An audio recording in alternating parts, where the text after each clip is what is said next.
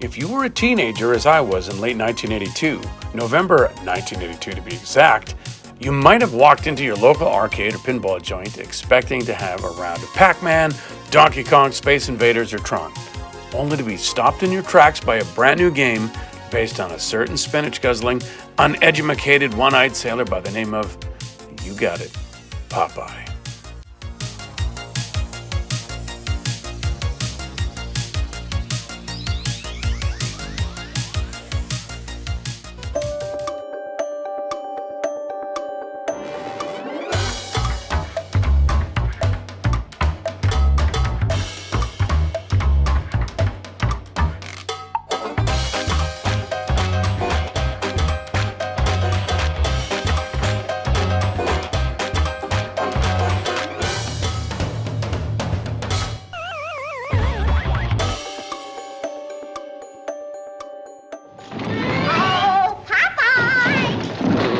I'll get murdered if she sees this hole in the floor. Look, Popeye, look!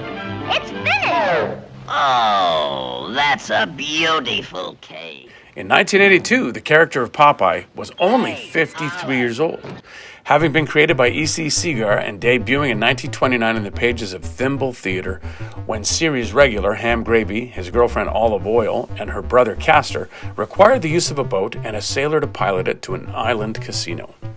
The Popeye character turned out to be quite popular, and after being shot multiple times by a gangster from the casino, managed to turn up alive after rubbing the hairs of Bernice, a lucky and life-restoring wiffle hen. Makes sense. As his popularity and legend grew, Popeye would take over the comic strip entirely and trade in Bernice the Lucky Wiffle Hen for superpowered spinach while fending off Bluto, the strip's antagonist extraordinaire, dealing with his hamburger-addicted pal Jay Wellington Wimpy, and taking care of the orphan Snoopy. The previous stars of the strip, Castor Oil and Ham Gravy, were eventually all but removed as Olive Oil found her one true love, Popeye the Sailor Man.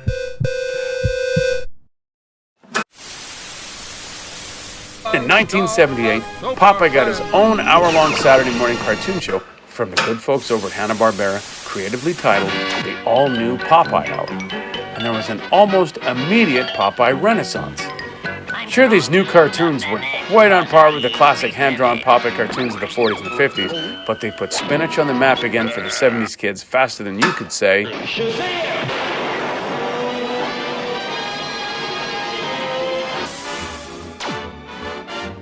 While Popeye was delivering his preferred style of spinach foo on the weekends, Hollywood was preparing to put him on the silver screen starring, who else? Dustin Hoffman. No, seriously, Dustin Hoffman.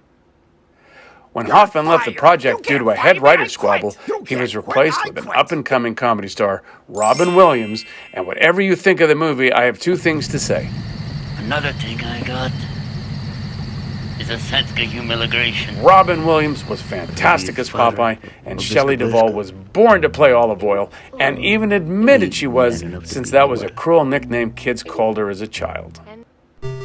So back to Popeye the arcade game. Developed and created by Nintendo. You know, Nintendo, like Donkey Kong Nintendo, like, you know, Shigeru Miyamoto Nintendo. I'm Shigeru Miyamoto, the game developer of Nintendo. Yeah, that Nintendo. And in fact, and this is such an oft-repeated trivia nugget, it doesn't even feel special mentioning it anymore. Like when I say it, the only deserved response is... Duh. Duh. Duh. But okay, here goes. Did you know that Donkey Kong was originally going to be a Popeye game? Seriously? No one gives a shit, you old smelly perv. Hot damn. Arcade trivia never fails to impress the ladies. That's right, and here's the proof. Nintendo's first video game, and I know you're going to say, I know, it's Radar Scope. You're wrong. Nintendo's first video game was Sheriff, also called Bandito, and it was released into arcades in 1979, which was a cross between, Taito Space Invaders, Atari's Gunfight, and perhaps maybe the germination of the idea later for Williams' Robotron. And it didn't exactly set the world on fire. In fact, most of you probably even haven't heard of it before now. Radar Scope, which was Nintendo's attempt to suck all the quarters out of your pocket, unfortunately had quite the opposite effect. The newly minted Nintendo of America ordered 3,000 Radar Scopes. They were then shipped from Japan on a slow boat to New York.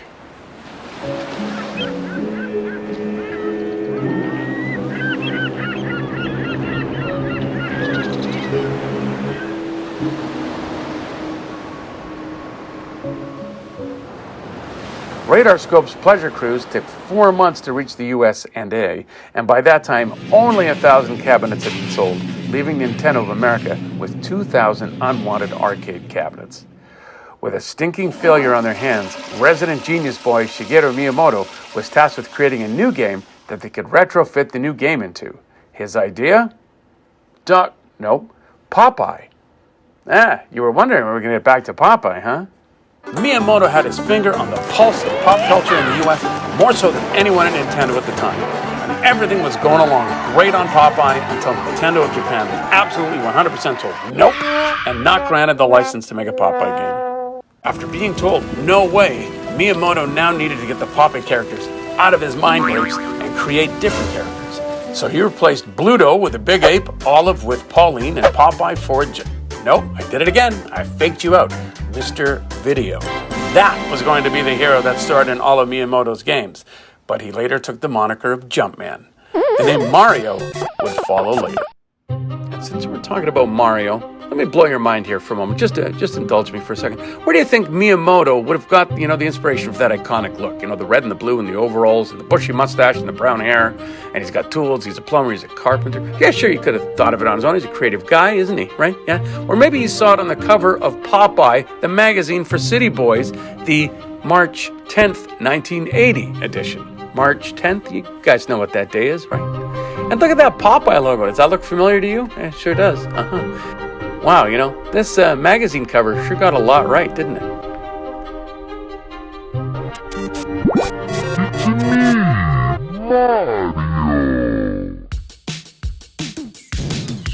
Well, no matter how it happened, we all know how Donkey Kong turned out for Nintendo and Miyamoto. Smash hit put Nintendo and Miyamoto on the video game map.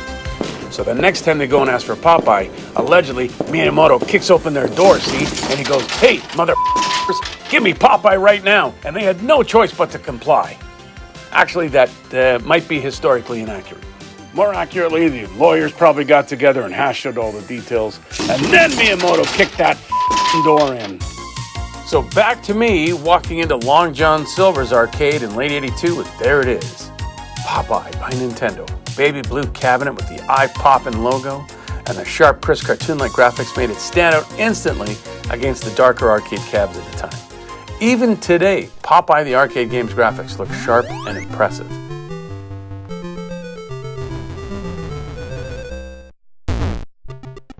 Popeye, although somewhat thematically similar in design to Donkey Kong, the rescue the damsel and all that stuff, felt very different in terms of gameplay. Donkey Kong's levels had the illusion of an open road adventure, where Jumpman could avoid some hazards and areas altogether if he needed to, while Popeye's felt more claustrophobic with their hero trapped with Brutus in a locked cage match. He could move about, but danger lurked with every step that he took. On the first stage, the dock scene, Popeye must catch the 24 hearts that Olive tosses his way while avoiding Brutus, who can jump at Popeye from below or swipe at him from above or even jump down to his level.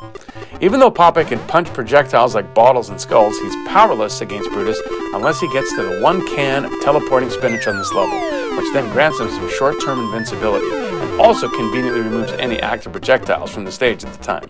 And while you're in the mood to punch things, don't forget to use proper timing to punch the bag, which knocks a bucket on Brutus's head, grounding some downtime from Brutus's menacing demeanor. Collect all 24 hearts and you'll advance to the street scene where Wimpy and Sweepy make their appearance in this game. Jump on Wimpy's lower level seesaw to bounce up to Sweepy and time it right for some bonus points. This stage feels a little tighter with less places to hide from Brutus, but thankfully the spinach doesn't pull its teleporting act here. Collect the 16 musical notes that Olive throws to you, and you'll be on your way to the third stage in no time.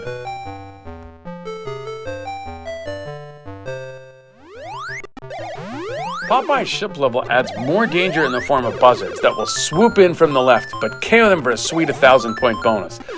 Collect all of Olive's help letters, 24 in total, which builds a ladder for you to climb and finally save Miss Oil. Once you succeed, you'll make your way back to the dock level where the sea hag has parked her carcass permanently in the upper right corner, tossing bouncing skulls at Popeye, and she remains a permanent fixture in the game from that point forward on all levels. And you'll notice as you advance to more levels, the spinach invincibility time increases exponentially. Thanks to technology today, we can try all the different versions of Popeye that were available in the 80s. So let's go and have a look. In my personal quest to play the perfect game of Popeye at home when I was a kid, I owned 3 different versions: Intellivision, Coleco, and what you're looking at now, the Atari VCS or 2600. At a first glance, well, the Atari version isn't too bad. The graphics are obviously scaled down, the music is perfect, and it doesn't take too much imagination to see Popeye and Olive, but you'll have to stretch it with that pixel blob version of Brutus there.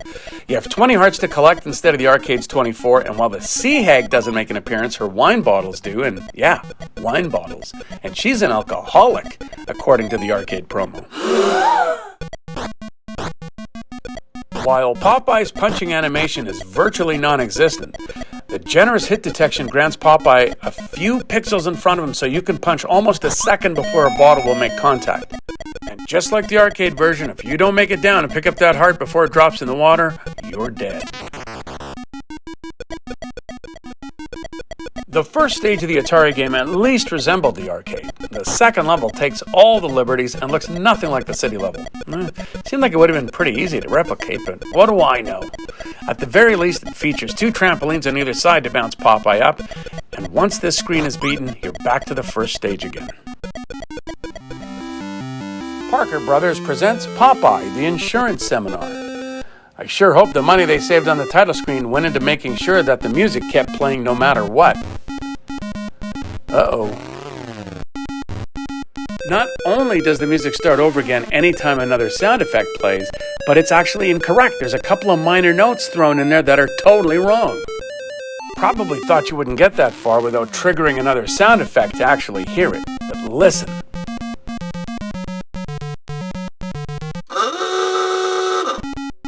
You do manage to get to the second level of Popeye without being driven crazy by that music. You'll notice that it looks a lot like the street scene of Popeye the Arcade. Except there is no Wimpy, there's no Sweepy, the spinach happens to move between levels, and playing the role of the sea hag is the dragon from Atari's Adventure. While the Intellivision version of Popeye gives you all 3 levels from the arcade, you have to deal with a lot of flicker, touchy controls, and really bad music. So, you might have Popeye at home, but at what cost to your mental health? I don't like the way they rush those 2 notes in that theme song. It always bugged me. Now that I've shown you the Atari and the Intellivision versions I owned, here's the Colecovision Popeye. Can you guess which one was my favorite? That's right, it's the Colecovision version. I don't know when this turned into Dora the Explorer. Okay, I'll quit asking you guys questions. So this version had its problems. I mean, is this a Popeye game? Or is that Marcus from Mike Tyson Mysteries? Why is he all white? Is he a ghost? And then you got Brutus running around with his mouth open like he's lobotomized. And then get a glimpse of olive oil. Yama hama, it's Fright Night. You get the 3 levels from the arcade here, and they actually look very good. And you're offered 3 difficulty levels, with the 3rd being the closest to the arcade, where Brutus is a little more aggressive and throws 4 beer bottles at you instead of 2 and 3 on the other levels. His AI is still pretty bad, though, and if he jumps down towards you, it's so slow, it's barely a threat.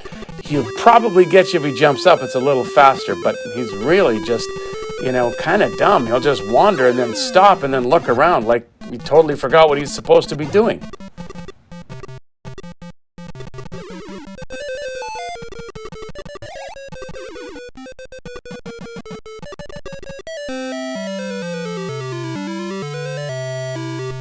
Quit rushing those 2 notes.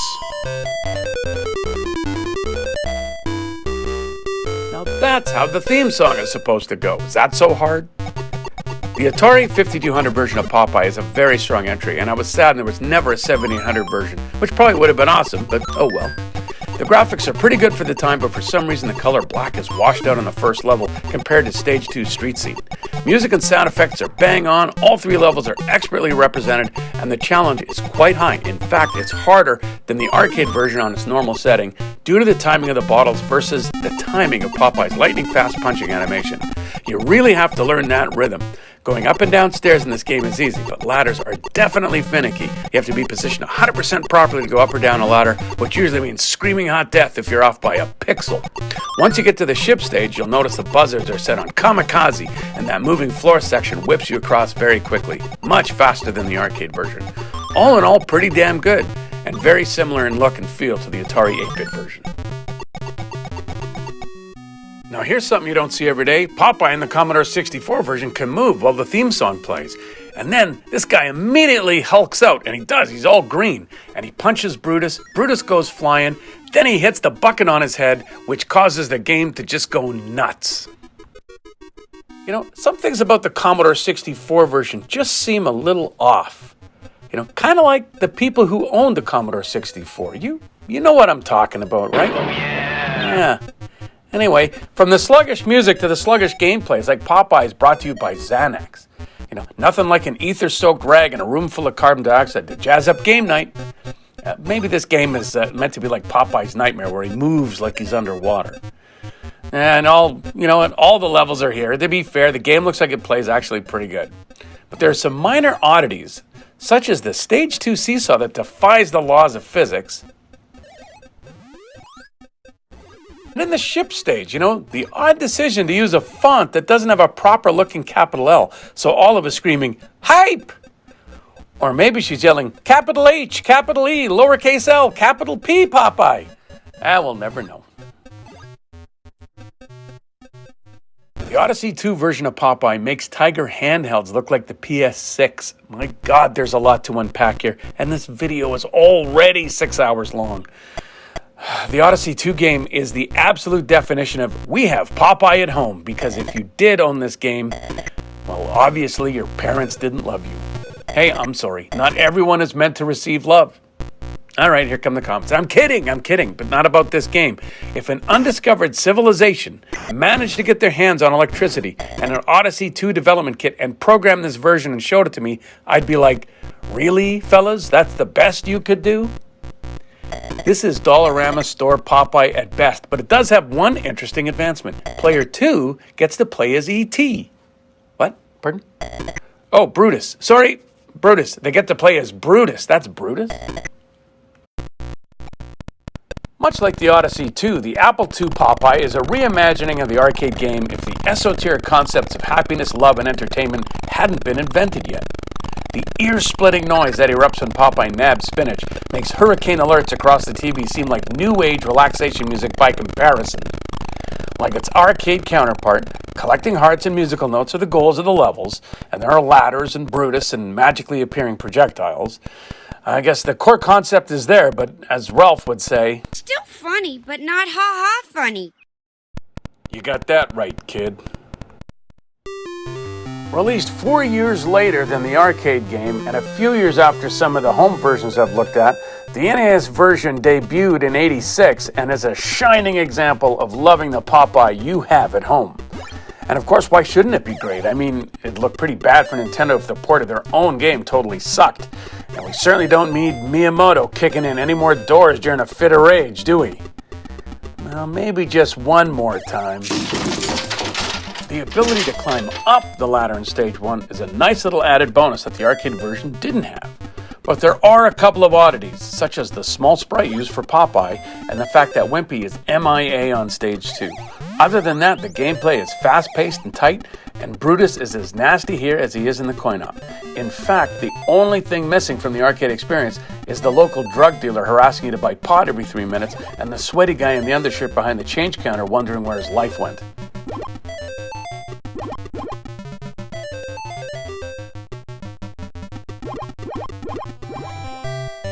Perhaps the strangest Popeye home version on this list is for the Famicom. That's the Japanese Nintendo Entertainment System, and it's called Popeye no Ego Asobi.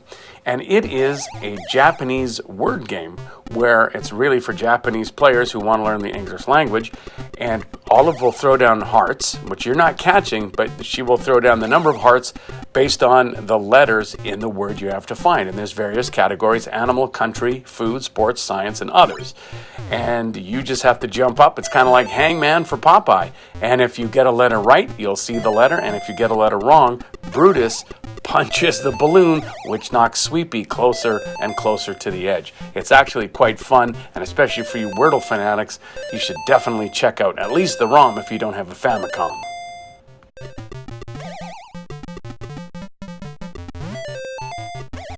If your mom ever yanked you out of an arcade and said, "We have Popeye at home, and this thing was waiting for you," well, I hope the therapy paid off.